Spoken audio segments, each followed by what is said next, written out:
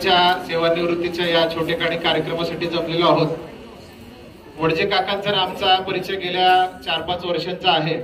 हा परिचय झाला खरं तर आमच्या भटकंतीच्या निमित्तानं।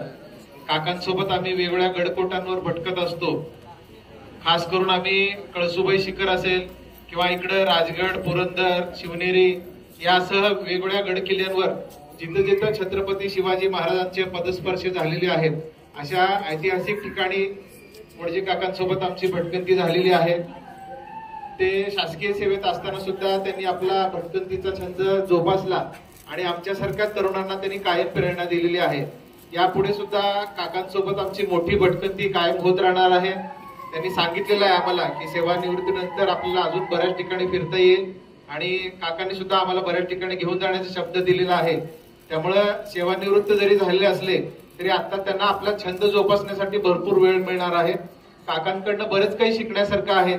जसे की आता याच्यापूर्वी बोलताना बऱ्याच जणांनी सांगितलं की त्यांनी स्विमिंगचा सुद्धा छंद चांगला जोपासलेला आहे। माझ्या माहितीप्रमाणे त्यांनी मुंबईच्या समुद्रामध्ये सुद्धा पोहून आपला एक विक्रम नोंदवला होता त्या काळामध्ये आणि आपल्यासारख्या सगळ्यांसाठी ते प्रेरणादायी आहे। आणि काकांनी जे काही भटकंतीचा छंद जोपासलाय त्याच्यामुळे त्यांचं आरोग्य पण सुदृढ राहिलेलं आहे आणि त्यांचा मित्र परिवार सुद्धा खूप मोठा आहे आणि त्यांच्यामुळे अनेकांनी प्रेरणा घेतली आणि या गुंजोटीकर बंगला परिसरातले तुमचे जे काही सख्या शेजाऱ्यांचं प्रेम बघून सुद्धा खूप आनंद वाटतोय। काका आताच्या हल्लीच्या शहरामध्ये हे प्रेम शेजाऱ्यांचं पाहायला मिळत नाही, तेवढ्या पुरतं हाय हॅलो पुरतं असतं, पण तुमचे सगळे सख्खे शेजारी इथं जमले ते पण खूप महत्वाचं आहे आणि तुमच्या सगळ्यांचं प्रेम काकांवर असत राहील। आणि काकांनी पण आता सेवानिवृत्तीनंतर ज्यांना ज्यांना वेळ देता आलं नाही त्यांना वेळ द्यायला पाहिजे। काकूंनी सुद्धा काकांच्या या आजवरच्या वाटचालीमध्ये बरंच योगदान दिलेलं आहे। शासकीय सेवेमध्ये असताना सुद्धा त्यांनी आपले जो काही छोटाखानी घरगुती व्यवसाय होता त्याच्याकडे सुद्धा बरंच लक्ष दिलं आणि कुटुंबाला सुद्धा साथ दिलेली आहे। वेगवेगळ्या उपक्रमांच्या माध्यमातून काका आता आमच्या सोबत कायम राहतील हा विश्वास आहे। आजच्या सेवानिवृत्तीच्या निमित्तानं काकांना शुभेच्छा देतो आणि थांबतो। धन्यवाद। आयुष्याची 60 वर्षे याच जागेवरती जन्म आणि याच जागेवरती आता जे 60 वर्ष चालू आहे ते केवळ इथं एक हे महादेवाची पिंड आहे। त्या शंभू महादेवाच्या आशीर्वादाने आम्ही या बंगल्यामध्ये 10 ते 15 घरं सुरक्षित आहोत आणि त्यात मी आणि माझं कुटुंब आहे।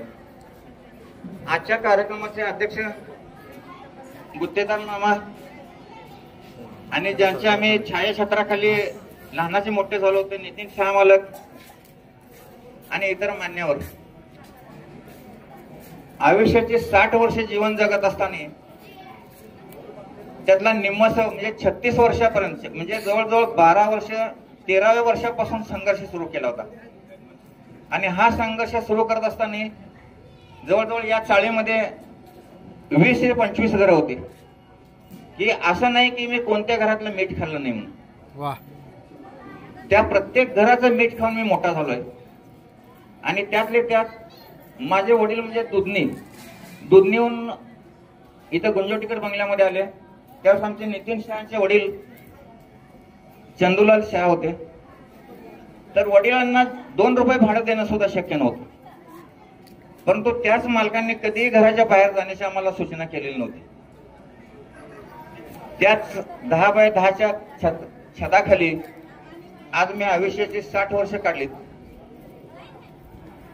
आणि आजही खर तर आमच्या शहा मालकांच्या सानिध्यातच आम्ही राहतो। जवळजवळ आज आम्ही 10 ते 15 घरं म्हणजे ही 3री पिढी चालू आहे आता या सध्याच्या ठिकाणावरती। या 3री पिढीमध्ये मागची पहिली पिढी जी अशी काही संस्कार घडवलेत की या 15 घरामध्ये कोणीही व्यसनाधीन म्हणून कोणीही झालेलं नाहीये। ज्या घराला खायला भाकरी मिळत नव्हती आज तीच माणसं आपण इतरांना सुद्धा जीवन देऊ शकतो। अशी परिस्थिती केवळ हे एकमेकांच्या सहकार्यामुळेच आपल्याला हे शक्य झालं। आणि शासकीय सेवा जर बघितलं तर आयुष्याच्या 36व्या वर्षी शासकीय सेवा मिळाली मला, पण शासकीय सेवा मिळाल्यानंतर सुद्धा मला शासकीय सेवेमध्ये कुठेही कधी अडचणी आलेली नाही, कोणतेही अधिकारी कर्मचारी किंवा कोणीही त्रास झालेला नाही आणि तो आजही झालेला नाही, इथून पुढेही कोणी देणार नाही याची मी खात्री बाळगतो। आणि या बंगल्यामध्ये आज ही पूर्वी आमची बसकी चाळ होती 10 ते 15 घराची. त्यावेळेस प्रत्येक माणसाच्या घराजवळ जाऊन बसून उठून येत होत. तर त्यात आमचे मालक सुद्धा कधी कधी असं फेरे मारून जे अख्ख्या बंगल्याला गोली फेरे मारायचे आणि एकत्र बसायचे.